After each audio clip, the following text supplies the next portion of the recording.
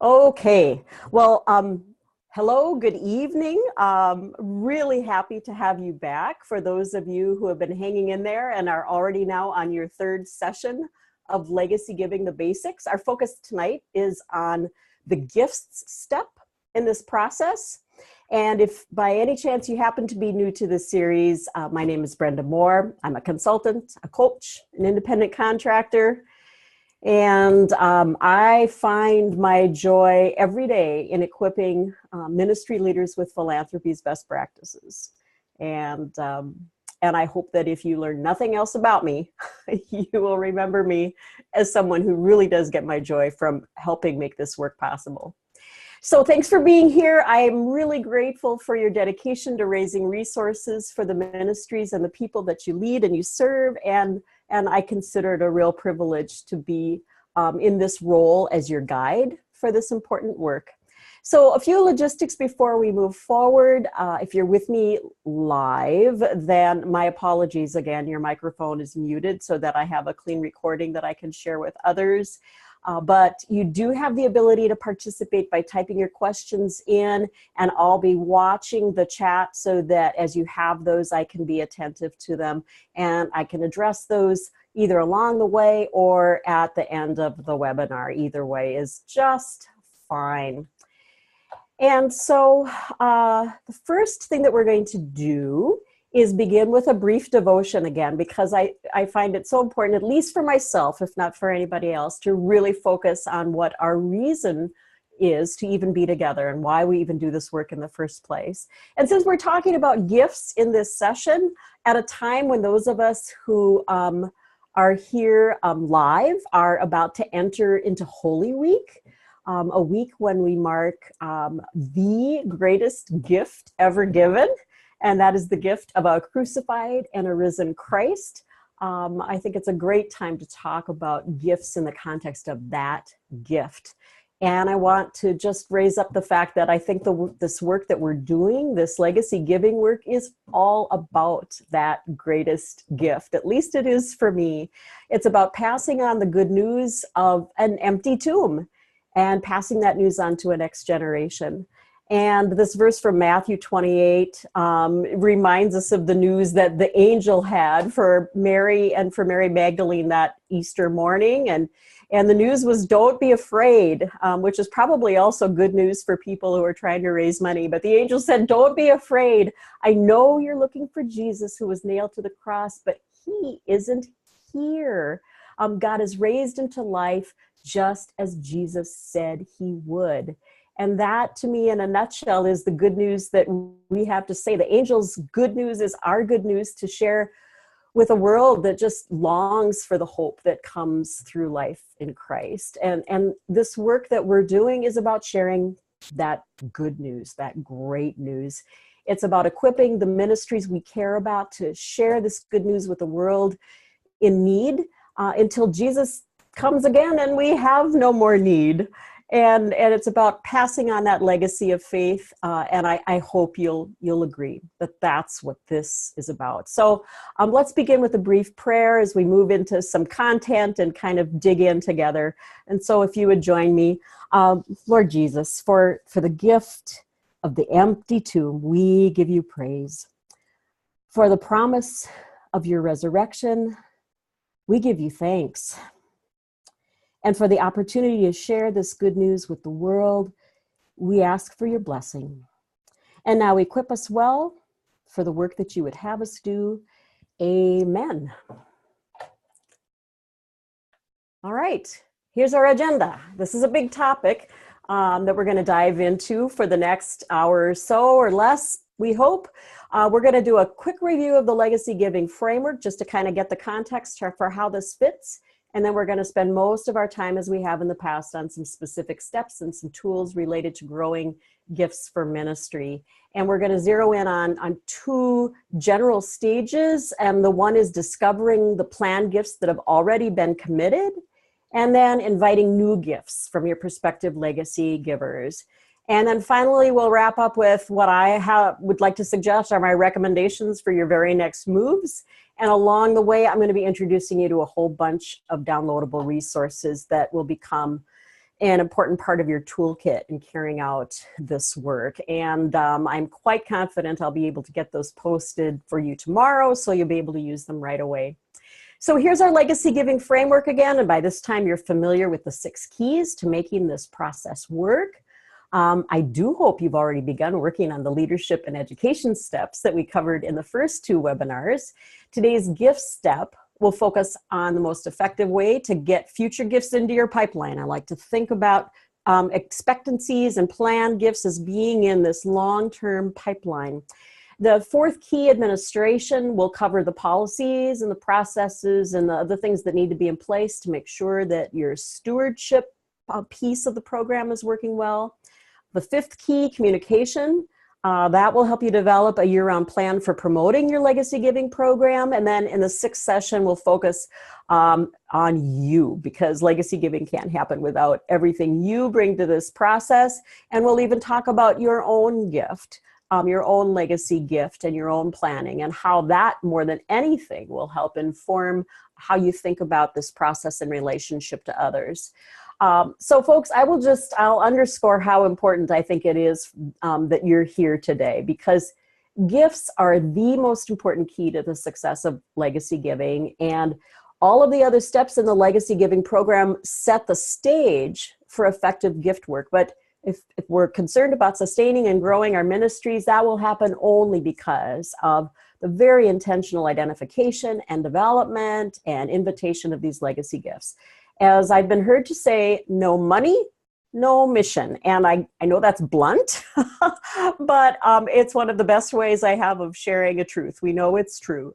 We need to have these resources in order for us to be able to share our mission in as fully a way as God has invited us and asked us to do. But unfortunately, this is that stage where most ministries get stuck. I know that some of you who are a part of the conversation tonight have from time to time been frustrated about being stuck.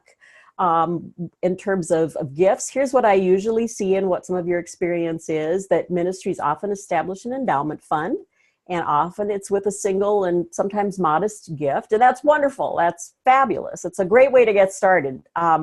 But a lot of times those organizations then set up an endowment committee, and they find a few ways to promote the fund, but they have no idea really if they're getting any traction. It's almost impossible to gauge if they're getting any traction with their donors. And new gifts just never or rarely appear. And then when the modest distributions from those funds have limited impact, I see volunteers and staff getting discouraged, and sometimes they eventually disengage out of that discouragement. And so, and this is all happening at a time when we've never had higher capacity for these gifts in the history of this country. And so this is a trend I see. I am determined to reverse that trend through this legacy giving program. And I hope you're here as determined as I am to create new momentum for new gifts to your ministries. So let's get to work on that. And I know that a couple of people who will be watching this will be new to this webinar series. So I want to just share a quick review of a couple of what I call market realities, and to kind of bring those back to the front of view for you. And you might remember these 3 jars from the education webinar. That jar to the far right that's filled to overflowing represents the charitable gift income that the average college and university receives in bequests and other gifts at death. And more than 20% on average of their total gift income is coming from those gifts. And then the jar in the middle represents the charitable income that the average nonprofit receives in bequests or other gifts at death. And that's just 8% of total income. So even getting to 8% is kind of a good first benchmark. But then that sorry jar on the left represents what every other type of nonprofit is receiving in bequest income. And organizations from the religion sector are included in that. And it's clearly amounts that are far less. And now I'm not suggesting in any way, shape, or form that legacy giving work is some attempt to move money from one jar into the next jar and to try to fill the empty jar from the full jar. That we're not talking about that at all. We're not talking about fighting for our share of some limited pool of resources.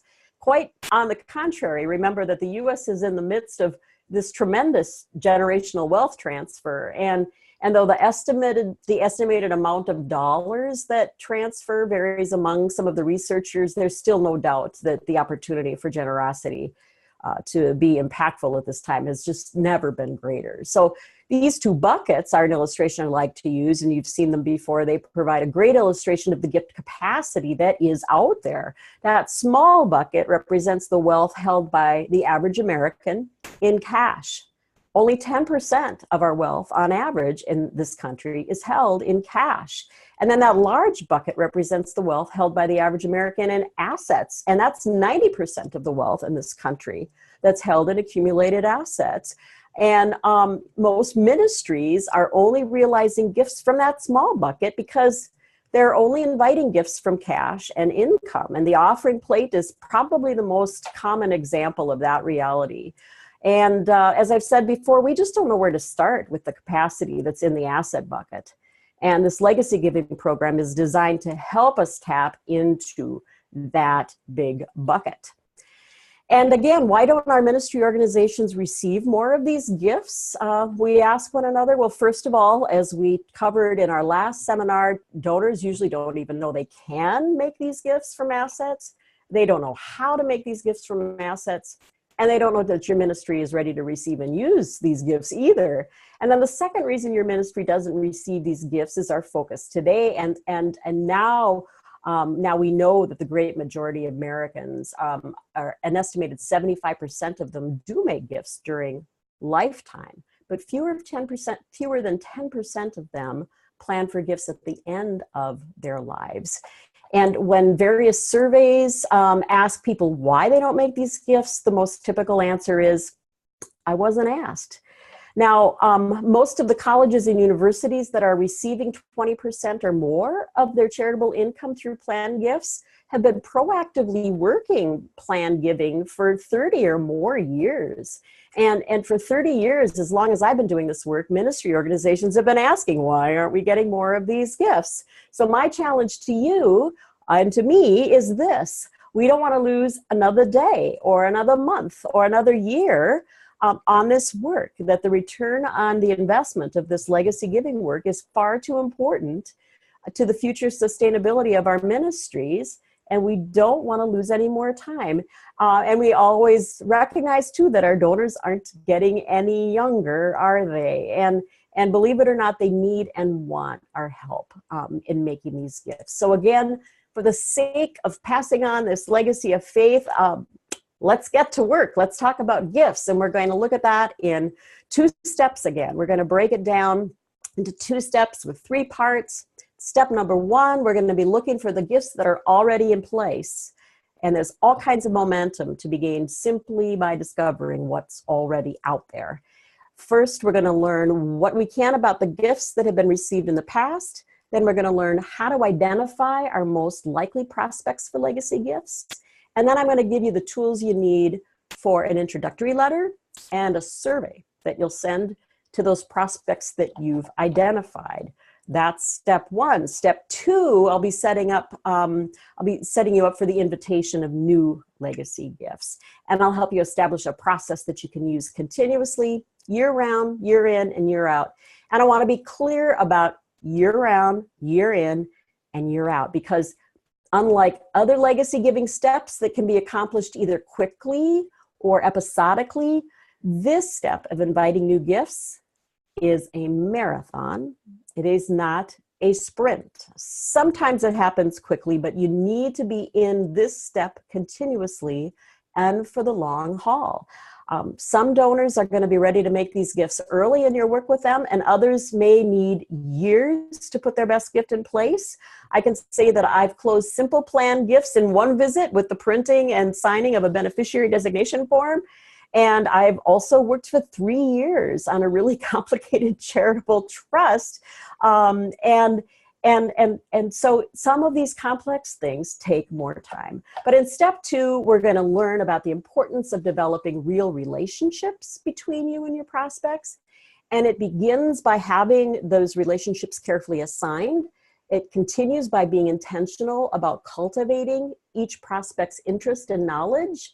and it involves private conversations and continued work until a donor's gift is closed, and you can count it in that pipeline that I was talking about. So let's start with step one, discovering the planned gifts that are already in place. And we're going to begin with the past gifts that have been received in the past, in history. And you might ask, why do we need to spend any time looking back? Aren't these old gifts just water under the bridge? And there's some truth to that, but for the most part, I think there are three really good reasons why it's worth it for someone on your team to spend a bit of time getting the backstory on the legacy gifts you received in the past. And here's why. The first reason is inspiration. The stories behind these old gifts can be wonderful, and they will inspire the new gifts. The historical gifts you discover will lead you to wonderful stories and stories of faith and gratitude. You've heard me reference Dr. Russell James before. He's done some groundbreaking brain research that proves that the areas of the brain activated in planned giving are very different from those connected with the decision to make a current gift or to volunteer. He's found that planned givers visualize their autobiographies as they decide to make planned gifts. In other words, a donor's decision to make a planned gift is primarily based on what he calls an objective reflection of their life and their legacy, and looking back objectively on what has mattered and what has made all the difference in their lives. And that objective reflection is most likely to occur when planned givers see themselves in the stories of others. I think that's true about a lot of things in our lives. So we're going to go deeper on some of the ways we can use donor stories when we get to the communications key in webinar number 5. But the second reason we want to discover these gifts is trust.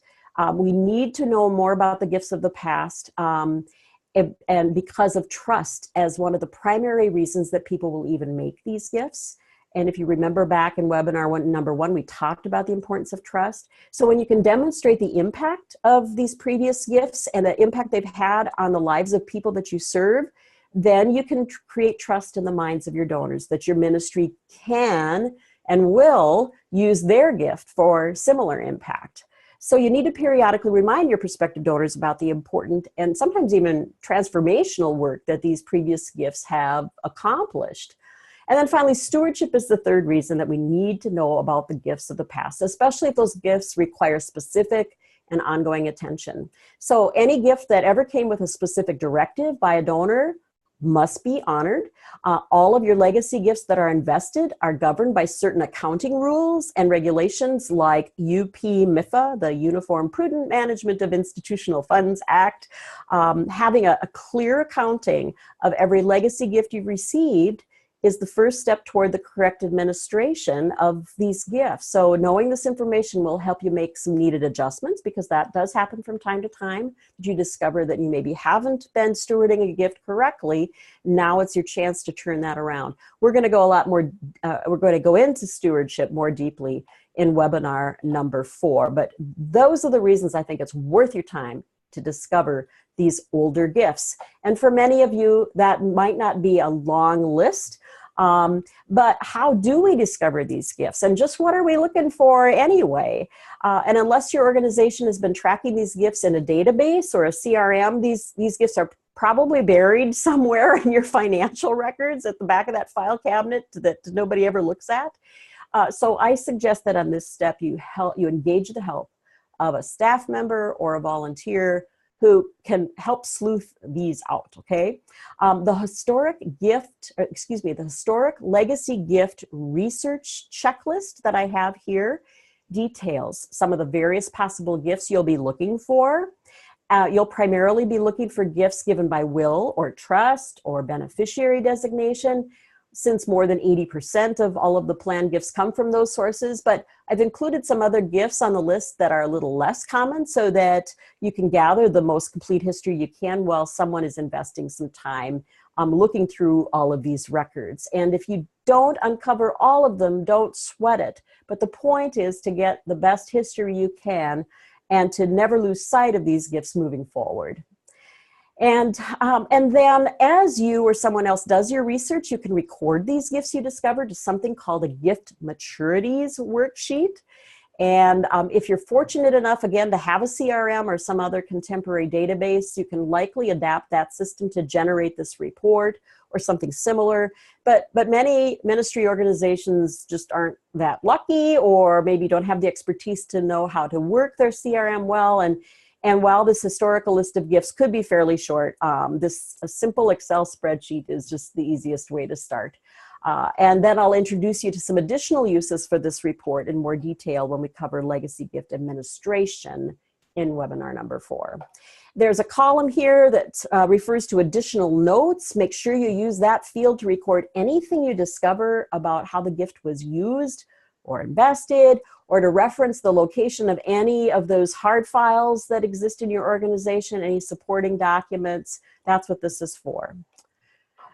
So part 2 of the planned gift discovery process involves the identification of your most likely legacy givers. Now, we call these friends prospects in the fundraising vernacular. Publicly, we refer to these people as our friends, I hope, but we use the term prospect to reference people who could make a legacy gift, but haven't yet.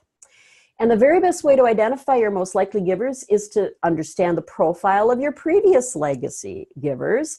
And if your organization has a more significant bequest history, you can do some data mining on the attributes of your past donors and use the profile of your past donors to forecast who your most likely future donors will be.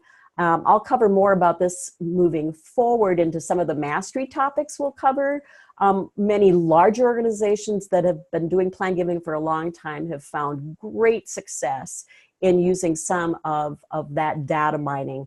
But absent that primary research, there's plenty of excellent secondary research that helps us get started with prospect identification. And again, I'll cite Dr. Russell James, whose research indicates that, and listen carefully to this, that individuals without heirs, whether they are single or married, are 5 times more likely to leave a bequest for a charitable organization. So step 1 in this piece is to identify your donors who have no children. And then Dr. James' research also indicates that 80% of charitable bequests come from people who have made 15 or more gifts to the organization during their lifetime. So loyalty has long been known to be a much higher predictor of a planned gift. That is no surprise. But now we're able to zero in even more. He's telling us 15 or more gifts. Now, if you're in a congregation where people are making weekly or monthly gifts, you probably want to be looking at the donors who have been doing that for over 15 or more years. So step number 2, identify your most loyal donors. You can review the number of lifetime gifts that they've given, the number of years they've been giving. You can sort the largest numbers at the top of the list, and that's how you find your most loyal donors in this particular step. And then the next best predictor of a typical planned giver is someone who's given their time to your ministry. So step number 3, identify your stakeholders who have the most vested long-term interest in the well-being of the organization. So specifically, who is that? Well, it should be board members, church council members, both current and former. It should be your most engaged volunteers, your long-term staff, alumni and multi-generation alumni families if you're in a school kind of a setting. It's multi-generation camper families if you're in an outdoor ministry kind of situation. And so you can just start seeing that increase in stakeholdership, and those are the folks that are also really good potential prospects.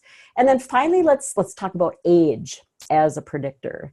And while people are inclined to include a charitable organization in their estate plan at just about any age, it's more likely to be front of mind for those who have lived into their retirement years for a few years. So generally speaking, you should be broadly introducing and inviting legacy gifts from donors at every age, but your most ready prospects are likely to be, I'd say, about age 70 or older. So we're educating everybody, introducing everybody, but we're really putting the folks who are 70 plus toward the top of our list. And speaking of list, We'll get to that in a moment. I want to first show you this prospect identification tool for you. And this just details the guidelines I've just shared with you.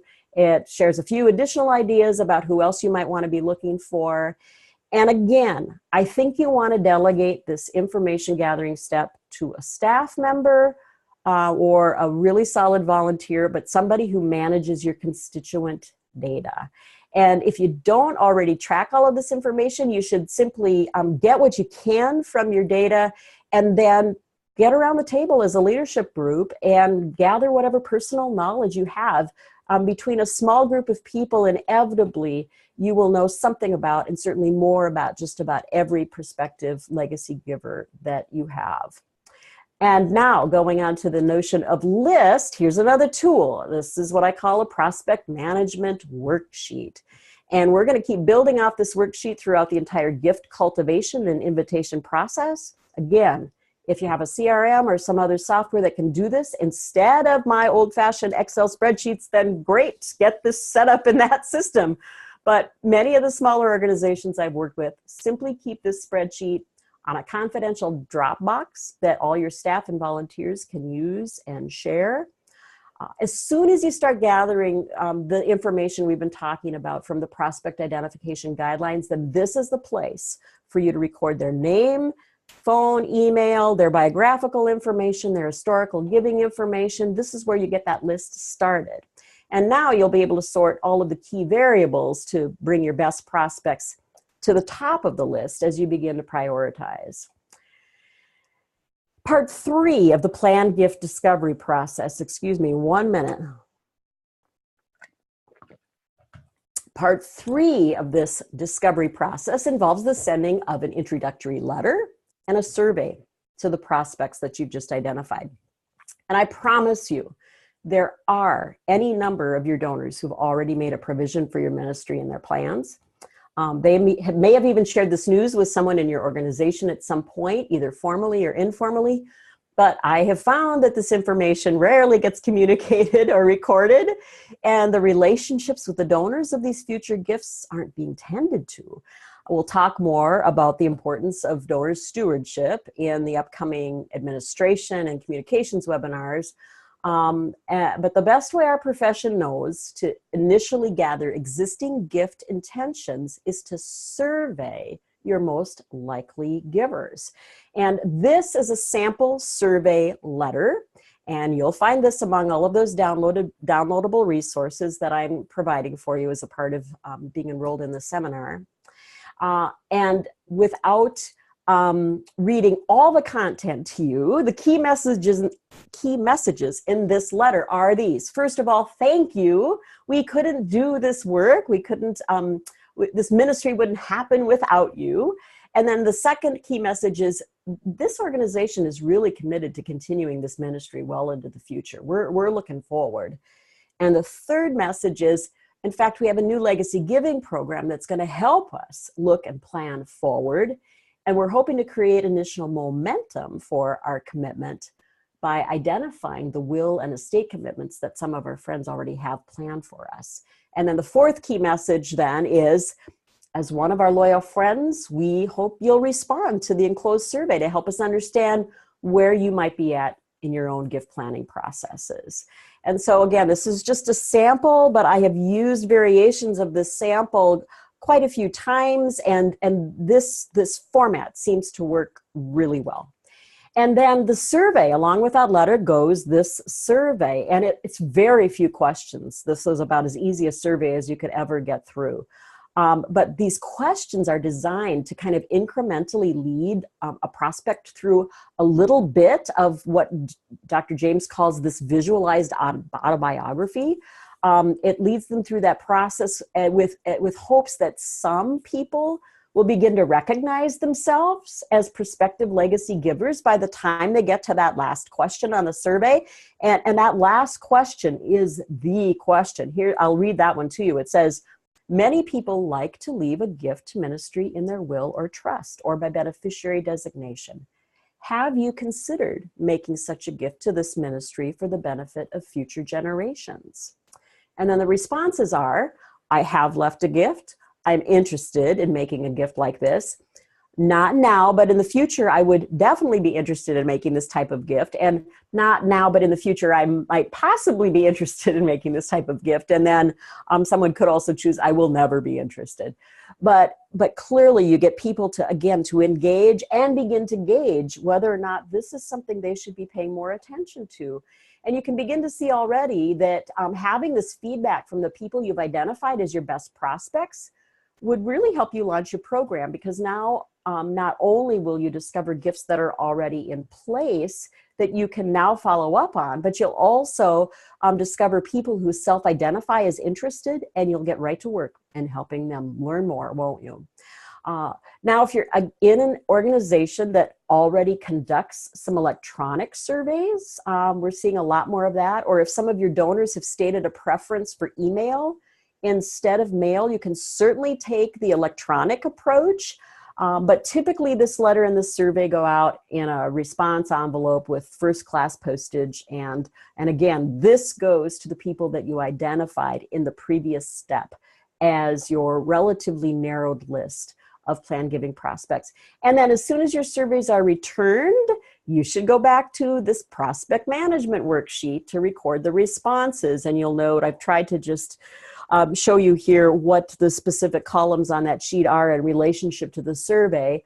But now, once those survey responses get on this management worksheet, then you can better evaluate your list of prospects, and again, sort the most likely ones, the most ready ones, to the top of the list, and prioritize those donors for your work in step 2, which is the gift invitation process. And then when through the survey process, someone does check, I have left a gift, now you can also add that name to something called the gift expectancies worksheet.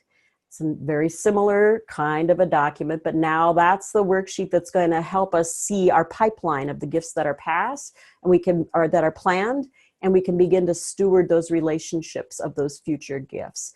And we're going to take a closer look at the gift expectancy worksheet as a part of webinar number 4 on administration. All right.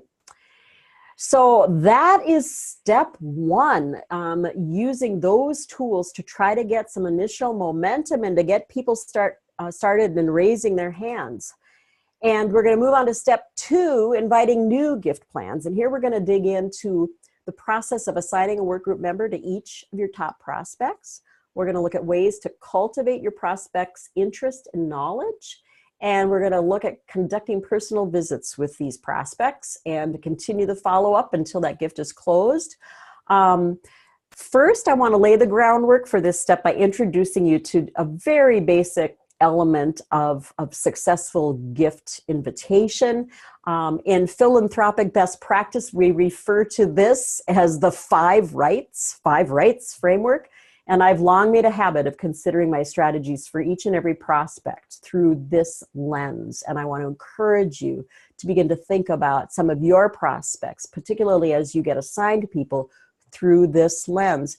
The most successful gift invitations, those gifts that are most likely to close, involve the right solicitor, or I prefer to just use the term person, the right person inviting, in front of the right prospect, inviting a gift for the right purpose and the right amount, or often in plan giving, it's the right asset, and all at the right time. So right solicitor, right person, right prospect, right purpose, right amount and asset, right time.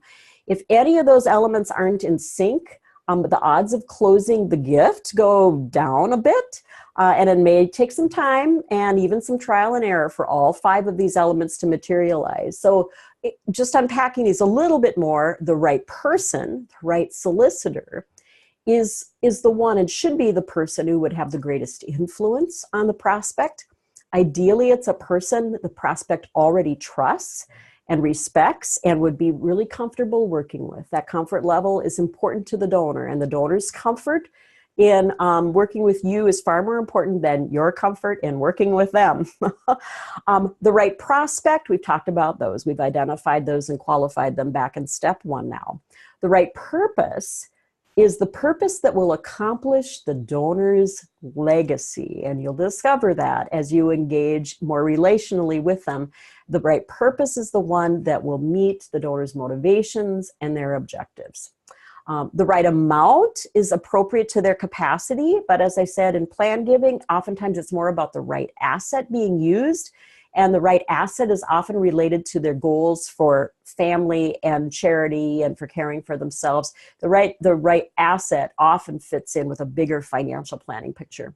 And then the right time is when the prospect is ready to receive an invitation because they know and trust your ministry, or they know and trust you. I'm going to give you a real life example of how these 5 rights work. I want you to see how they all work together. But I'm going to stop here first because Danae has asked a question. Does the survey also ask for name to add to our spreadsheet tracker? Yes. The name information is at the bottom of the survey. I'm sorry, I couldn't get the whole thing posted. So at the bottom is where they write their name, the date, and all of their email, their phone. Yes, all of that is at the bottom of that sheet. Sorry about that. Didn't mean to hide it. Good question. Yes, there are no mysteries here. So a real life story. I've shared just a little bit about my parents' story in a previous webinar, but I think it's a great example of how each of these elements impacts a gift plan. So I'm going to share a little more with you about that tonight. My folks are Ron and Jean. Dad passed away a couple of years ago, but Ron and Jean were definitely the right prospects for several ministry organizations. And even though there were 4 of us children, they fit the profile of a ready prospect for several ministry organizations. They already had enjoyed some terrific relationships with some of the resource development professionals from several of these ministry organizations that they had long supported throughout their lives. And those friends had helped to plant some really important ideas in Mom and Dad's minds, and it invited them to consider various types of gift plans. But there were other ministries that Mom and Dad really wanted to benefit too, and they were smaller organizations like their congregation and the Bible camp and the local mission, and where there was no such thing at any of those organizations as a planned giving person to help. And so as they tried to navigate multiple charitable priorities, because of my background and my work, then I became the right person to help them plan the entirety of their intent. And then as their objectives became increasingly clear, they concluded that they wanted to make their favorite charitable organizations the 5th child. So now instead of thinking about their estate in 4 parts, 4 beneficiaries, they're thinking about it as 5 beneficiaries.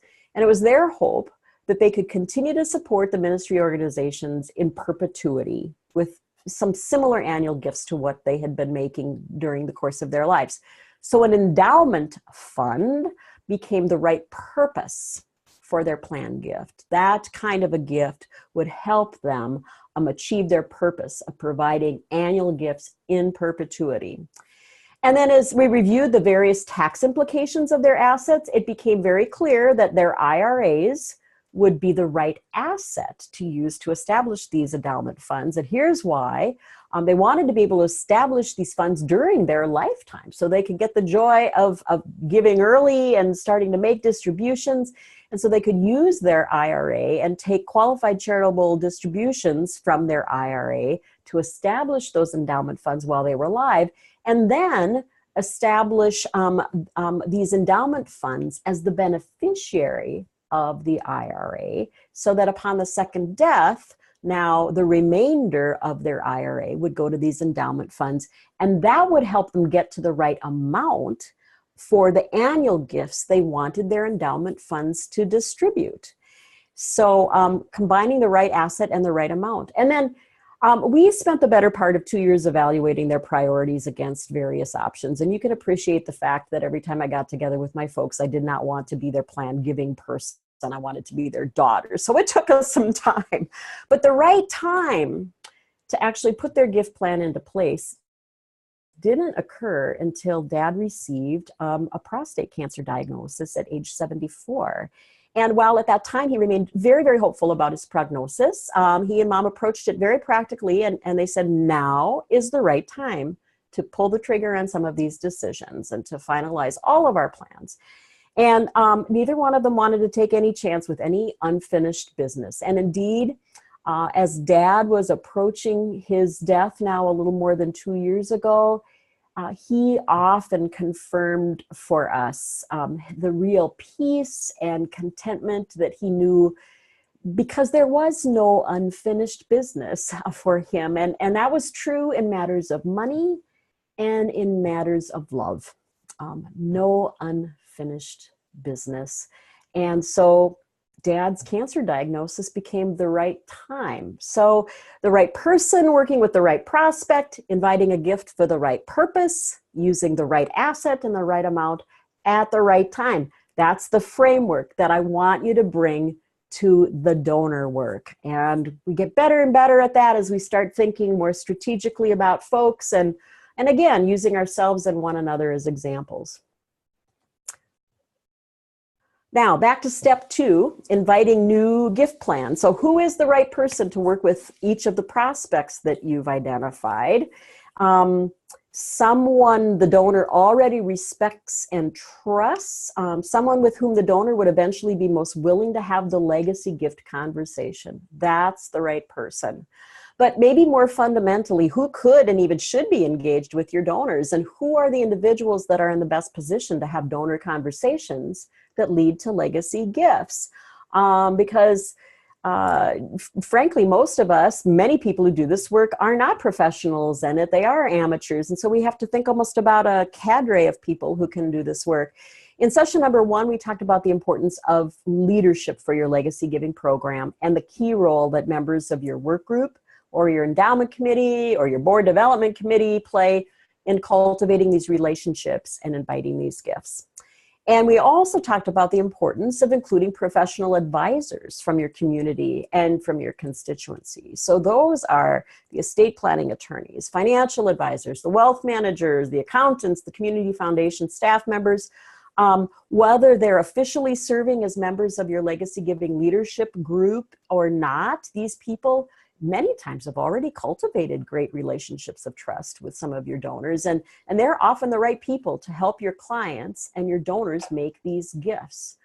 I would also say that most definitely your executive leader and any and all development staff members can be and should be integrating these gift legacy invitations into other gift conversations. That's kind of an expected norm in nonprofit leadership these days, that everybody learns just enough about planned giving to be able to inject that into the gift conversation. And then if you're in a congregation, it's typically your lead pastor. Sometimes it's your visitation pastor who are the most natural fit for these conversations. And then some organizations hire an independent contractor to provide some very part-time professional gift planning services. But the most effective programs are going to find a way to engage really several or many of these people in the gift cultivation process. And here I've got another example for you. Several years ago, I remember getting a call from a friend who served as a visitation pastor in a local church. And he had just called on homebound Ruth, and Ruth's vision was significantly impaired. And so she wasn't going out anymore, certainly not driving, but she was also anxious about not having her estate plans in order. Kind of a classic situation, no immediate family members who were nearby who could be helpful to her. So the pastor asked Ruth and I if he could introduce us to one another, and Ruth and I hit it off. And then with the right set of questions and a lot of very careful listening on my part, Ruth was able to clarify her intentions for her nieces and nephews, and a lot of charitable intent. She had several ministry organizations she wanted to support. And then I was able to develop some recommendations for her consideration.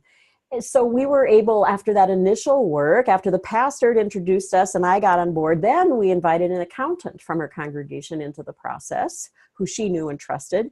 And that accountant also happened to serve on the church's endowment committee. So he could tell Ruth more about the gifts of certain assets and how they would impact the ministry of the congregation, and also eliminate any taxation to her estate. So the accountant and I worked together to identify an attorney then who would be willing to come out to Ruth's home and help her finalize her plan. And it was truly a fun and I would say most definitely a joy-filled day for Ruth several months later when her pastor visited again and Ruth could share the wonderful news about the gifts that she had planned for our ministry. It was just a lot of fun, and it was wonderful, again, to be able to engage. I want to be able to illustrate how several people can and perhaps should be involved in growing some of these relationships of trust with your legacy gift prospects. And that may come up even more frequently as you are working with people who maybe don't have heirs and people who are getting older and need more assistance. But that being said, one person on your leadership team really needs to be the point guard. One needs to coordinate and manage the moves in relationship to the prospect. One needs to be assigned and be accountable to each of your best prospects if this process is really going to work. And when I get to this point, I'm usually asked, well, how many prospects can we work with effectively? And my answer always is, well, it depends. But I would say, generally speaking, especially if you're just getting started, the best thing to do is identify your ministry's top 25 most likely legacy givers through that initial process. And then you're going to pick the people from the survey who said, I'm interested, or the most loyal contributors, or the people who you identify as most ready. And then you should choose a manageable number of donors for each of the leadership team members to be engaged with. And it might be as many as 5 for people who really want to get into this, or it might be as few as 2, but it needs to be a reasonable number of relationships that can be tended to, because especially if you're just starting out and you want to create positive momentum, don't set yourself up for failure by biting off more than you can chew. And then once those assignments are determined, now you can get those charted on your prospect management worksheet so you can manage all of the active assignments moving forward. And then now you will be able to start planning your cultivation moves with each of your donors. Now, cultivating the prospect's interest and knowledge is a process, and I've already said that this can be a marathon and not a sprint. Doing this well does take time, but it's not that difficult. In webinar number 2, I gave you a process and some tools for planning and delivering a legacy giving seminar. And perhaps the easiest and most logical way to cultivate your prospect's initial interest and knowledge is to secure their attendance at that educational seminar. So do take the follow-up steps on the seminar invitation that I prescribed. Do personally reach out to each of the invitees to encourage and secure their attendance. And you will do yourself a big favor because you'll be teeing yourself up for continued conversation in the best possible way. It's much easier to begin a gift conversation on the heels of an inspirational, educational, informational event that kind of brings the issues and the possibilities to the front of mind for the donor. And especially if you're just getting started with your legacy giving program, that's the opportunity to move from education to actual gift invitation work. If your prospects do attend your seminar, you want to be on the phone within 48 hours to thank them for being there and to see if you can share a follow-up visit in the very next week. If a prospect you're working with does not attend, you'll want to be on the phone within 48 hours to ask for a visit the very next week, so you can share seminar materials and information with them and debrief with them about what was learned. And there's just no better way to have these conversations than face-to-face. You should always strive for that opportunity. Private conversations in private places, these don't necessarily work very well in coffee shops. They work better in people's homes. Sometimes people are even more happy to come to the church or to the ministry organization you serve to have those as well. I say staying in touch with a periodic phone call bridges the relationship between visits. And then anytime you find a resource that will help move a prospect along, send that out with a personal note. And then refer them, or better yet, introduce them to other professionals who can assist them. So these are some of the ways that you help to cultivate and increase their interest and their knowledge. And that includes cultivating meaningful relationships with these people. And if they're not already engaged in the life of your organization, then get them involved. Seek out their advice, their opinions. Again, it's developing that relationship of mutual trust. Let's talk about personal visits, and then we're in the home stretch. I hope you have heard me use the word relationship many times during the past few minutes. Personal visits are all about being you being you, and offering your encouragement and your assistance through the gift planning process. You have no reason to be afraid of these. Unless you're a plan giving professional or an estate attorney or estate planning attorney or a financial planner or another type of professional, donors don't expect you to be an expert at this. No donor expects you to have all the answers for all of the questions that they might possibly have. But what you can do is be a resource for them and accompany them through really one of the most important lifetime stewardship experiences that they'll ever have. I've always considered my personal visits with my donors to be an important part of my ministry. It's a ministry of listening. It's a ministry of accompaniment and service. It's an intensely relational ministry. And what you can't fully appreciate until you get into this, folks, is just how much these experiences bless you too. How much we learn about ourselves and about how faith forms and is shaped and is enriched through the lives and the stories of others. There's so much that it offers you. So it's worth putting yourself out there to engage in these conversations. There's so much more to learn about the real art and science of donor visits. And as you become more experienced at this, I hope I can help take you to that next level, but you do not have to be an expert in order to have simple conversations. And let's take a look at only the most basic elements of the personal visit now so that you can walk away again from tonight with some tools. So this is kind of my classic personal visit outline. It's one page. And again, these conversations should be as natural as possible. And yet, if we're going to make the most of the time and most of the opportunity, we can't spend our whole visit just breaking the ice and getting to know one another. We really do need to go to a donor visit prepared with some helpful questions, primarily with some helpful questions that will help you do some active listening, but also with some basic information.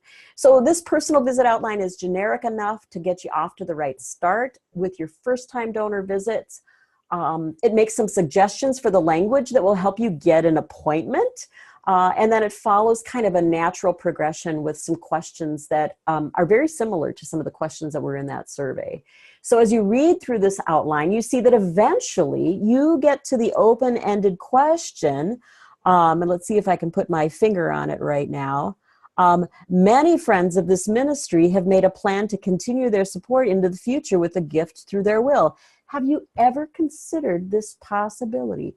Have you ever considered including this ministry in your plans? That's the open-ended question that opens the door to all kinds of next conversation points. You will want to bring your ministry's legacy giving brochure along to these visits. We're going to take a closer look at how that piece should work for you and how to use that piece when you get to the communications webinar. And then the other thing is that you will also want to bring this legacy gift intention form with you, because if and when your donor is ready to formally share the good news about their planned gift, then you want to be able to document it. And we're not going to cover this in detail now. There's some instructions for how to use this form with the downloads, all right? But this is when we get to the end of the process, how people are going to share more formally the news of their gift plan with you. And then I've always said the visit isn't over until you've done the follow-up work. And there's some very simple but important natural follow-up steps for these visits. Try to make it a practice to send out a handwritten thank you note to your prospects. And then if there's any information that you promised them during the visit or any additional resources that might be helpful to move them along in their gift plan, now that's a perfect opportunity to share that along with the thank you note. Another follow-up step, record the visit details. I call this a contact report. It's a confidential document. And always, in addition to the notes from that visit, include the next move. And in fact, you should always establish the next move with a donor at the end of each visit. You'll do yourself a big favor if you always use the current conversation to establish a date, either specific or general, for that next conversation. And this way you keep the process moving for both parties and you help one another be accountable to your process. And then finally, you're going to record the outcome of your visit on your prospect management worksheet. And you need to mark your calendar too with any moves. So in closing here, just a quick review, the first steps about discovering your planned gifts, the second steps here about inviting new gifts. I want to get to what's next, and then go ahead and start typing in your questions if you have them, all right? As I'm going through what's next, and we'll wrap up. As I've done before, I'm just going to challenge you to dive in and get wet and put yourself in a position to have that wave behind your back, and that's going to create the momentum you need. Don't wait. I think the first thing that you can do, again, I say today, but tomorrow works too, but determine a plan for how this research on your gift history and on your prospect identification is going to come together.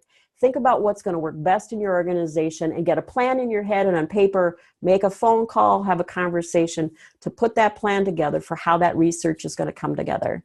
And then next week, start the research process right away. Now, next week is Holy Week. If you're in a congregation, next week is not the right week to go to your pastor and say, I need the bookkeeper to do all of this research. Wait until the week after Easter to ask for that.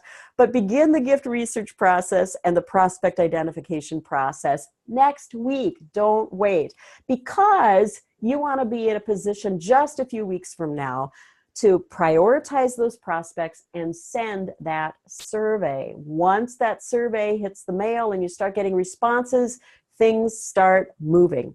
So that's my suggestion for what is next. And I'm just watching for questions here, and I'm not seeing any just yet. And I'll keep watching. But a couple of closing comments. First of all, again, especially this section seems kind of overwhelming because now we're getting to the place where the rubber hits the road, and I haven't even fully taught you yet what all of these different gifts are like and how to recognize them. I mean, there's so much to learn about the different kinds of gifts, and that's pretty intentional on my part because I want you to focus on the relationship, okay? And at the same time, this is such a long-term process that I would say to you, learn everything you can right now, but if there's a place in the future where you could get some ongoing coaching or some ongoing education, particularly in the early stages of this work, so that your competence and your confidence around this step goes up, then I think that that's time and money well spent. Particularly as you start doing the visit work and just want somebody to accompany you on all of the questions that you have, or feeling as ready as you can to go into those visits, or coming out of the visits trying to be more clear about what next steps should be. I think there's no better opportunity than to have a coach to kind of accompany you through the real working parts of this, at least for a little while. But I would say to you, the best way to learn this stuff is to just do it. Again, nobody expects you to be an expert. So Danae has a question. How do organizations deal with the proprietary nature of these gifts and personal information associated with them? Okay, one thing we didn't cover was confidentiality. And one of the things that doesn't show up all of the time in all of my material are little notes at the bottom that talk about confidentiality. And here's why. Absolutely, it needs to be clear that the information and the feedback about the gifts and the visits is confidential. That these are conversations and information that are being shared in trust. Some organizations, I think in some organizations you assume that's the case, but in other organizations that might be new to all of this gift work, you might need to be more clear. with some particular footnotes, or even in the title or header of a document, to refer to it as being confidential. And so that's one of those things that as we get to gift administration, I'll say a little bit more about, because now we get into a few of the ethical things as well. This is another great question. I love it. You've teed me up beautifully here. Could we do visits as a team or with a partner rather than just one person? Yes, even better. In fact, the way that I like to help organizations learn this is to be a part of that team for the first few visits. And the way that an organization can learn to do this well is to have kind of the key leadership people, whether it's the senior pastor or the chair or the members of the legacy committee, call on one another with me in the mix. So now we're actually doing legacy gift planning work and having legacy gift conversations with one another as our place to experiment. And if I'm in the mix, I can help walk you through and guide you through that. And once you've shared those experiences in teams with one another, now, yes, you can team up and have these conversations with others. And this is where, again, it's totally fine to have several people in the mix. Probably still want to appoint one person who's the point guard. But as you think about bringing somebody else from your endowment committee with you, bringing your pastor with you, or maybe it's the pastor that has the relationship and they're going to introduce you, two are better than one, right? We know that that's true. And sometimes the only time two isn't better than one is if the donor is the one and you are the two, although most single donors are going to be okay with that as well. So yeah, teamwork, great way to do this. Thanks for suggesting that. It does add kind of another level of comfort to the learning as well. Any more questions for tonight?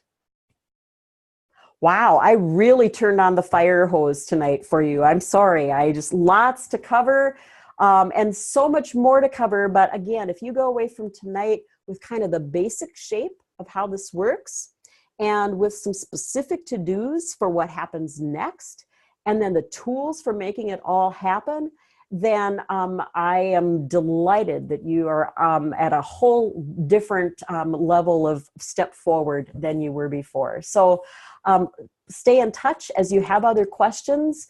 The next webinar is going to be a month from now, and of the fourth Thursday in April.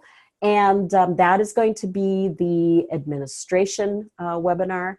And so again, go to work on these other pieces, and let's see how it begins to work for you. And thank you, thank you, thank you for your commitment to doing this for the ministries that you care about.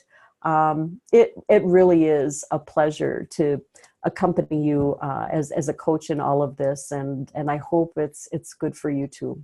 So blessings.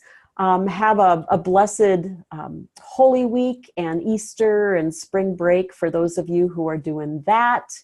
And we'll connect again soon. Take care. Bye.